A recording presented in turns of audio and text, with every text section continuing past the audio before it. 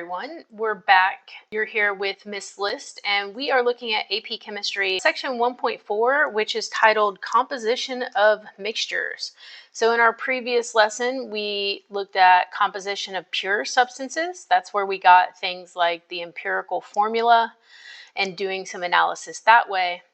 For 1.4, we're looking at substances that are not pure. So when two or more pure substances combine, they form a mixture. The composition of mixtures can vary, and that the law of definite proportions does not apply. Earlier, when we were talking about in 1.3 how all water has this percent oxygen and this percent hydrogen, with mixtures that does not apply here.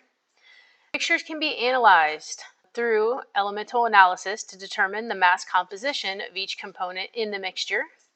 Some ways to do this include combustion, different types of spectroscopy, including one that we have talked about already called mass spectroscopy. When we did when we did mass spectroscopy the first time, we were looking at a single element, not a mixture, but it can be used for mixtures. The analysis is a little bit more complicated, but it can be used in that way.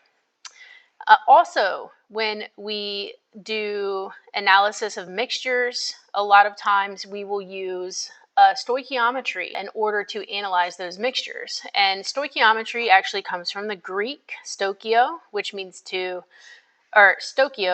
elements. So quite literally, it means to measure the elements. So this comes up in the form of a mole ratio, and that comes from the balanced chemical equation. And this flow chart here is to help us make sense of where to start. And in usually any problem, we are given a starting mass. We can always convert that mass into moles. And then using the mole ratio, we can switch to any other component of the reaction. Then we can get moles of what we want, and then back to a measurable amount and mass. Another thing that we can calculate is something called a mass percent. This is very similar to a percent composition that we saw earlier. It's the same type of calculation in the fact that we have the mass of one substance over the total. When we did percent composition, we were doing the mass of one element in a compound. Here, we're looking at one substance as part of a mixture. I believe that the easiest way to do this type of problem is to just look at some examples of what this might look like. So we have a scenario here where a student is given a mixture of NaCl and NaNO3 and is tasked with determining the percent of NaCl in the mixture. A student dissolves 3.613 grams of the mixture in 50 mils of DI water. Now, usually DI stands for distilled or deionized. It just means that it's been filtered so that there's no extra ions in there. The student then adds excess silver nitrate to precipitate the chloride ion as AgCl. The student determines that 2.268 grams of silver chloride is formed. So the first thing that they want us to do is determine the percent composition by mass of silver chloride, or of chlorine in silver chloride. This is similar to what we saw in 1.3. We want to know what part of the whole is going to be chlorine and what part of the whole is going to be silver. We are going to take the mass of chlorine, which is 35.45, and we're going to divide it by the whole mass of silver chloride, which is 143.32. Now, again, I'm getting these values from the periodic table. So 35.45 is the mass of chlorine from the periodic table, and the 143.32 is by adding chlorine and silver together. And when I do that, I get a percentage of chlorine in the compound as 24.73%. If we left it in decimal form, it's going to be 0.2473. Next, they want us to determine the grams of chlorine in the AgCl that was made. Up here in the prompt, it tells us that this was the mass of AgCl that was formed in lab. So if I know that all AgCl is 24.73% chlorine, then I can just take that percent, 2473, times this mass of AgCl that was recovered, and that's going to allow me to figure out how much chlorine is present. So when you do that, you get 0.5609, and that's grams of chlorine. I'm now going to convert that to moles. In chemistry, we use moles all the time. So I'm going to take that 0.5609 grams of chlorine, and I'm going to convert that into moles. I know that the molar mass of chlorine is 35.45, and that's going to be equivalent to 1 mole of the substance, so that grams and grams cancel. And then this gives me 0.01582 moles of chlorine.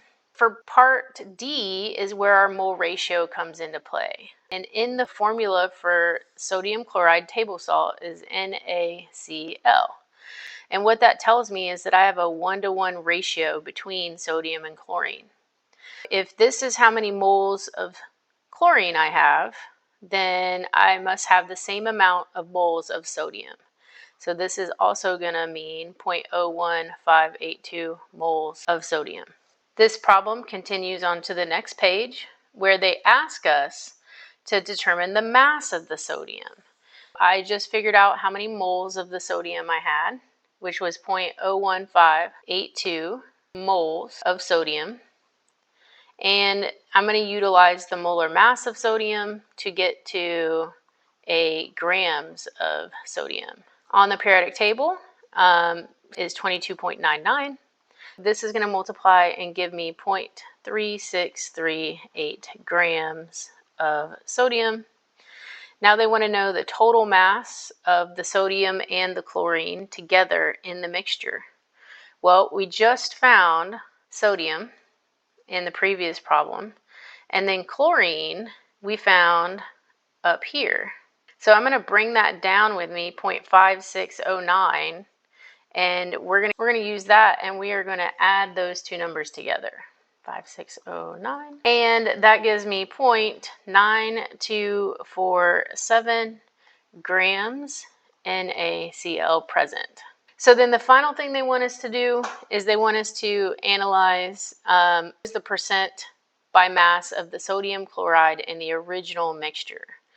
So I had 0.9247 grams of NaCl. And if we scroll back to the prompt, it says a student is given a mixture of that mass. So that's going to be on the bottom of my calculation here, because that's the mass of the total mixture. I'm going to put on the bottom 3.613, and then I'm going to multiply it by 100 to get it into a percent. And I get 25.59. And that would be our final answer. All right, so we have another example here. And it says this is another experimental setup. Usually when we're analyzing mixtures, it's going to be in the form of an experiment, and we have to be able to figure out kind of to solve this problem given the data that was given to us. It says, in an experiment, a student is assigned the task of determining the number of moles of water in 1 mole of hydrate of sodium sulfate. And remember, we talked about in 1.1, a hydrate is just an ionic compound that has waters attached to it. And so where that N is, we are looking for the value that goes there. And we're going to do some math to figure that out. The first two questions don't actually have anything to do with the math. So notice over here on our data table, we have the mass of the empty container, the mass of the sample with the container.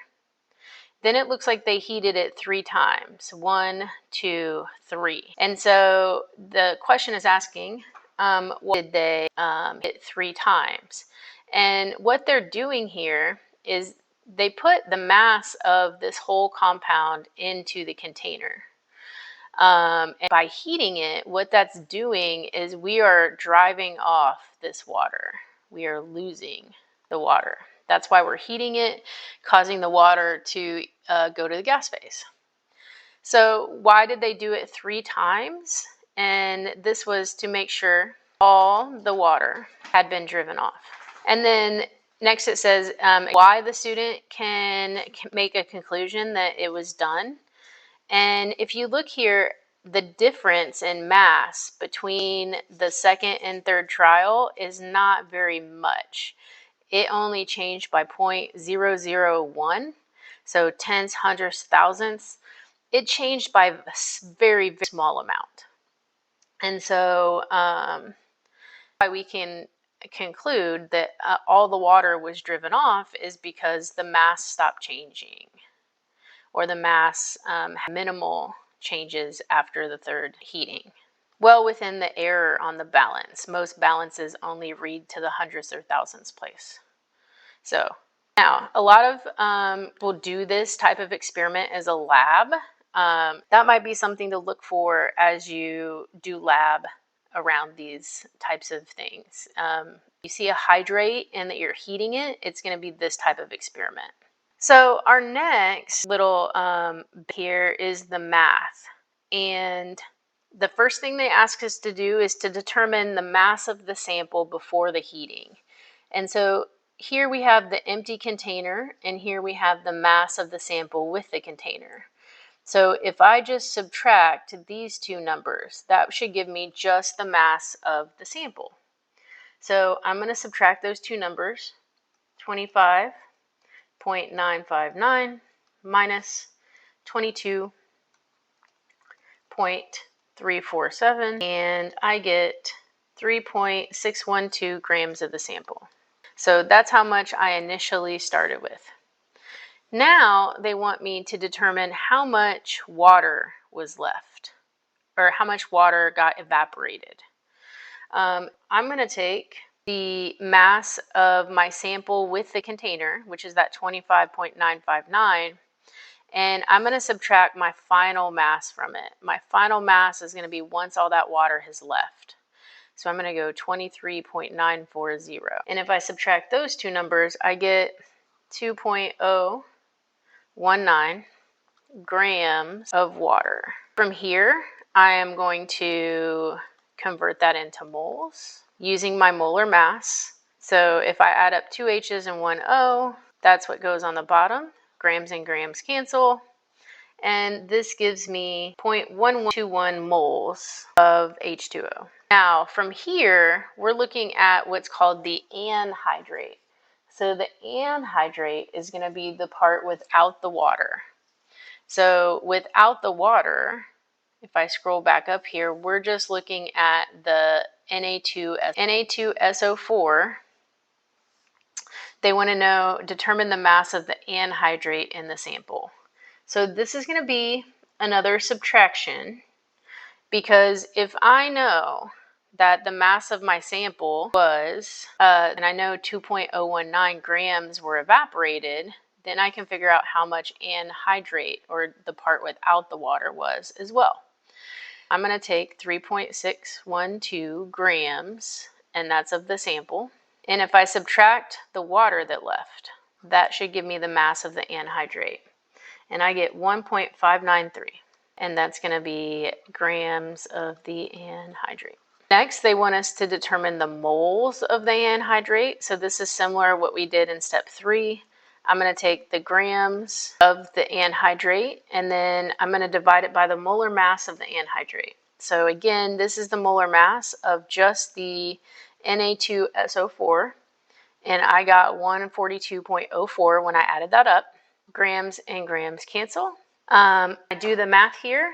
I get 0.012 moles, and that's of the anhydrate. Okay, now we are almost there. We need to compare the ratio of anhydrate to the water in order to figure out how many waters are present. And the way we do that is by taking the moles of the water and dividing it by my moles of my anhydrate. If I do that, I actually get the number 10. And so what that means is that there are 10 H2Os present. And the way I would write that, Na2SO4 dot 10 H2Os. And that would be my final answer. Now, every problem involving mixtures is a little bit tricky because you have to kind of know how to get to the answer. It's not always going to be the same setup. It's not always going to be the same problem. That's why it's good to just do a lot of practice with this type of thing. Hopefully do something like this in lab where you're analyzing a mixture, and that will help home some of the points too as well.